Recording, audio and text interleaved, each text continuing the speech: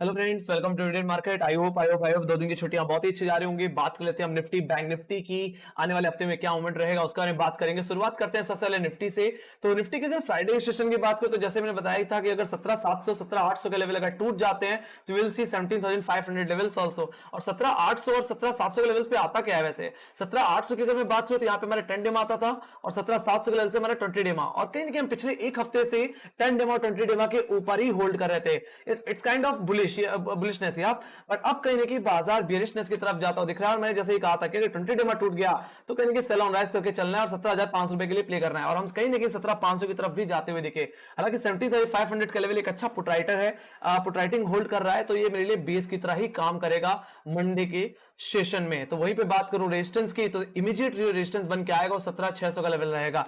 तो अगर मैं पहले बात कर लूं दायरे की, पहले मंडे के शुरुआती दायरे की बात कर लूं तो 17,500 17,480 that will be my first base. And resistance की अगर मैं बात करूं तो 17,600 17,620 मेरे लिए फर्स्ट रेजिस्टेंस की तरह काम करेंगे। तो आप इतना समझ जाओ कि अगर मॉर्निंग में हम 17,620 के लेवल को अगर होल्ड कर जाते हैं तो एक बार तेजी करके चलना चाहिए। कहां तक के लिए? यस, डेफिनेटली 20 डेमा के लिए, जो कि एग्जैक्टली प्लेस्ड है 17,680 के लेवल्स पे। यस, अगर 20 डेमा अगर निकल गया तो you will see 17,800। Alright, otherwise अगर हमारा 20 डेमा नहीं निकलता है तो 20 डेमा पे रजिस्ट होकर दोबारा करेक्शन देखने को मिलेगा।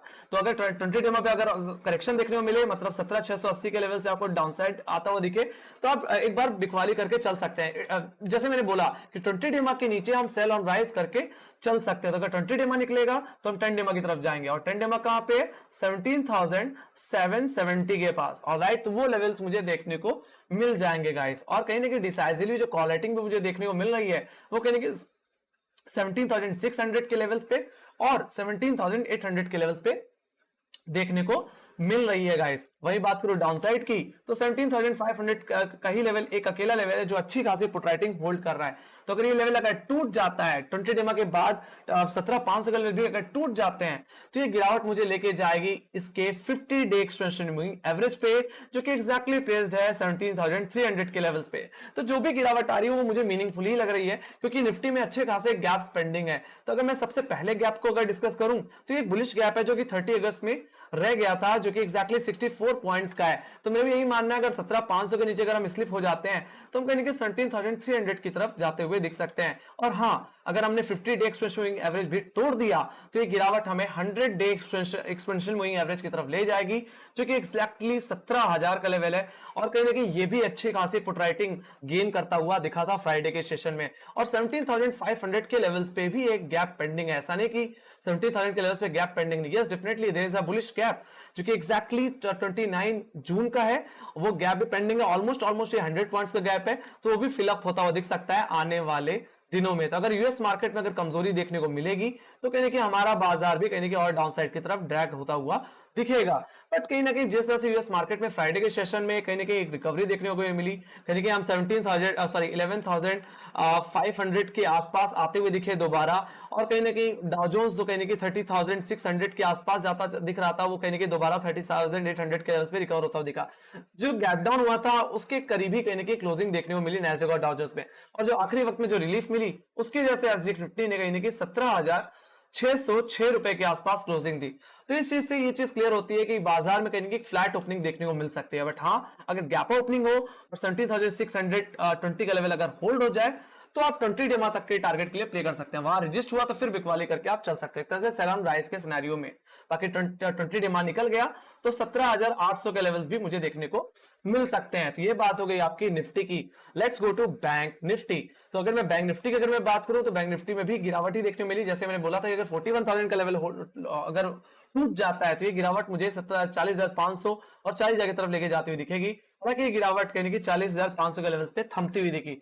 जो दायरा रहा 41,000 से लेकर के 40,500 का रहा। और यही दायरा मेरे लिए कल के ट्रेडिंग सेशन के लिए भी रहेगा, मंडे के सेशन के लिए भी रहेगा। तो अगर मैं पहले दायरे की बात कर लूं तो 41,150 that will be my first resistance. और अगर मैं बेस की बात करूं तो 40,500 40,300 का level that will be my first base. For the intraday. बाकी अगर मैं सेकंड रेजिस्टेंस की बात करूं तो सेकंड रेजिस्टेंस कहने के 41,800 के लेवल्स पे ही आता है। तो आप इतना समझ जाओ, अगर हम 41,150 रुपए के ऊपर होल्ड कर जाते हैं तो ये तेजी मुझे कहने के 41,800 की तरफ भी लेके जाती हुई दिख सकती है, जो कि कहीं ना कहीं हमारे हाईज हैं 15 सितंबर के। अदरवाइज ये गिरावट मुझे डाउन साइड की तरफ लेके जा सकती है अगर हमने 40,000 का 500 का लेवल भी तोड़ दिया। तो कहीं ना कहीं जो फ्रेश पुट राइटिंग मुझे ऐड होती हुई दिखी है वो कहीं ना कहीं 40,500 के लेवल्स पे, और फ्रेश कॉल राइटिंग मुझे 41,000 के लेवल्स पे देखने को मिल रही है। तो अगर आपका 40,500 का लेवल अगर टूट जाता है सो 40,300 के लेवल से बिकवाली की जा सकती है, और एक गिरावट कहने की मुझे लेके जाएगी गैप फिल। जैसे मैंने बोला कि जो भी गिरावट बन रही है वो गैप फिलिंग के सेंस में ही बन रही है, और ये गिरावट मुझे कहीं ना कहीं 8 अगस्त के गैप की तरफ लेके जाती हुई दिख सकती है, जो कि 260 पॉइंट का गाइस। तो 260 पॉइंट्स का गैप फिल होता हुआ दिख सकता है, और ये 260 का पॉइंट्स का जो गैप है वो कहां पे प्लेस्ड है, वो एक्जैक्टली हमारा 20 डे एक्सपोनेंशियल मूविंग एवरेज पे है, जो कि एक्जैक्टली 39,800 के लेवल्स पे आता है। तो आप इतना समझ जाओ कि अगर हमने 40,500 40,300 के ट्रेजेक्टरी को अगर तोड़ दिया, मतलब अपने 10 डेमा को अगर हमने तोड़ दिया, तो ये गिरावट हमें 20 डेमा की तरफ लेके जाती हुई दिखेगी, जो कि 39,800 के लेवल्स हैं। बाकी ये गैप सेटल होने के सेंस में हम 39,500 के लेवल्स भी दिखा सकते हैं, तो और बड़ी गिरावट देखने को मिलेगी। हालांकि चार्ट स्ट्रक्चर में कंपेयर करने को बोलूं तो निफ्टी और बैंक निफ्टी ज्यादा मजबूत अभी दिखता है। हालांकि जो ट्रेंड लाइन को जो इसने सपोर्ट लिया उसका जो रेफरेंस मैंने लिया है वो एक्जैक्टली कहने की 7 सितंबर के लो से और कहने की 30 अगस्त के लो से ले रखा है।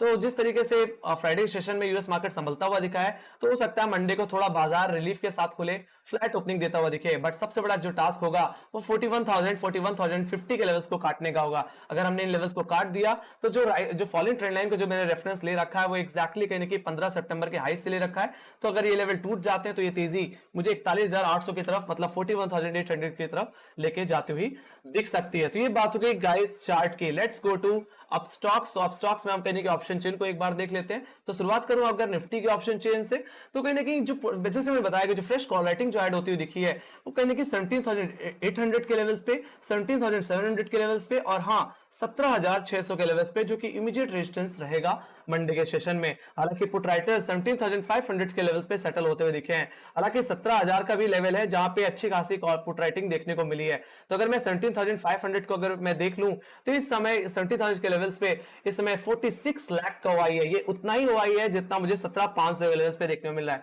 तो आप इतना समझ जाओ कि अगर 17,500 टूट गया तो विल हिट 17,300, जहां पे एक्जैक्टली हमारा 50 डेमा है, और 17,300 गया तो हम 17,000 की तरफ जा सकते हैं, जो कि हमारा 100 डे एक्सपेंशन मूविंग एवरेज है। बट एग्रेसिवली जहां पुट राइटिंग हुई है वो मोटा मोटी 17,000 के लेवल्स पे ही हुई है। तो बाजार का जो ट्रेंड है 20 डेमा के नीचे वो कहीं ना कहीं बियरिश ही है। Let's go to bank Nifty. Bank Nifty अगर मैं बात करूं तो बैंक निफ्टी का भी जो 500 पॉइंट्स का जो दायरा था वो डाउनसाइड की तरफ थोड़ा शिफ्ट हुआ है। 41,500 वाला कॉल राइटर धीरे धीरे 41,000 के लेवल्स पे, और 41,000 वाला पुट राइटर धीरे धीरे 40,500 के लेवल्स पे सेटल होता हुआ दिखा। हालांकि 40,500 का ये लेवल मेरे लिए इमीडिएट सपोर्ट की तरह काम करेगा। अगर ये टूट जाता है तो इसके बाद जो पुट राइटर ऐड होते हुए दिखे हैं वो डिसाइसिवली वो 40,000 के लेवल्स पे, जहां पे 13,02,000 का वाई देखने को मिल रहा है। बाकी 41,000 के लेवल्स पे 14,70,000 का वाई बना हुआ है। तो कहने की जो दायरा रहेगा और मंडे सेशन में वो 41,000 से लेकर के 40,500 आइदर साइड टूटे तो उस तरफ ट्रेंड कंटिन्यू होता हुआ दिखेगा। बाकी 41,000 का लेवल होल्ड हो जाता है तो बाजार की सकल सूरत फिर से सुधरेगी। अदरवाइज 40,500 के बाद तो आपको ही पता है वी विल हिट 20 डेमा, जो कि 39,800 की तरफ जाता है, जो कि एग्जैक्टली हमारा बैंक निफ्टी का गैप है, जो कि एग्जैक्टली 260 पॉइंट का गैप पेंडिंग है। So let's go to global indices. Global indices की अगर मैं बात करूं तो फ्राइडे के सेशन में यूएस मार्केट कहने की लगभग 1% की गिरावट के साथ बंद हुआ। तो वहीं एफटीएससी, सीएससी, डैक्स, यूरोपियन मार्केट कहने की 1.5% के साथ क्लोजिंग देते हुए दिखे। हालांकि एफटीएससी आधे % के साथ बंद होता हुआ दिखा गिरावट के साथ। वहीं एशियन बाजार की बात करें तो एशियन बाजार भी इन रेड क्लोज हुआ।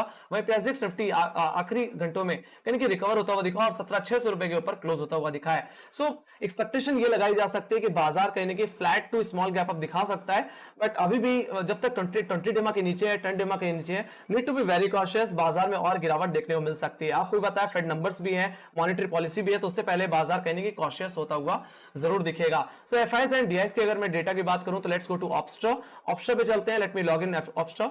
सो इसमें अगर मैं एफआईएस और डीआईएस की अगर मैं डेटा की अगर मैं बात करूं तो कहने की फ्राइडे के सेशन में ओवरऑल बिकवाली ही देखने को मिली। ये हफ्ते की सबसे ज्यादा बिकवाली थी, कहने की आखिरी दिन में लगभग 3200 करोड़ की बिकवाली देखने को मिली, जिसमें एफआईएस ने जो कंट्रीब्यूशन दिखाया वो सबसे ज्यादा था, इन्होंने 3260 करोड़ की बिकवाली दिखाई है, जिसमें डीआईएस ने लगभग सिर्फ 36 करोड़ की बिकवाली दिखाई। तो मतलब इतनी ज्यादा नहीं जितनी एफआईएस ने कर डाली। तो कहने की जो स्पॉन्सर की थी जो गिरावट, वो कहने की एफआईएस की तरफ से ही, और निफ्टी आईटी में जो कमजोरी आई थी उसी कहने कहीं खामियाजा कहने की पूरा बाजार भुगतता हुआ दिखा।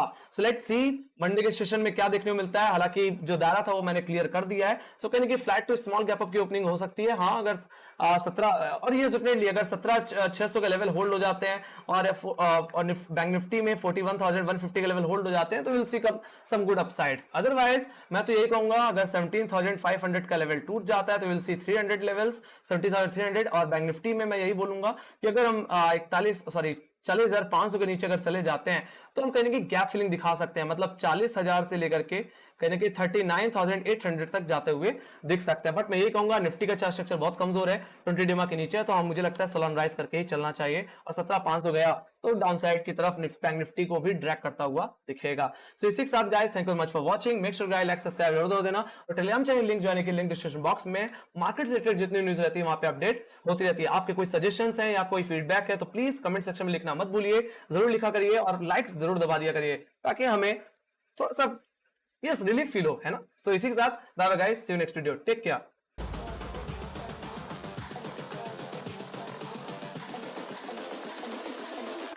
Girls with their nails done now.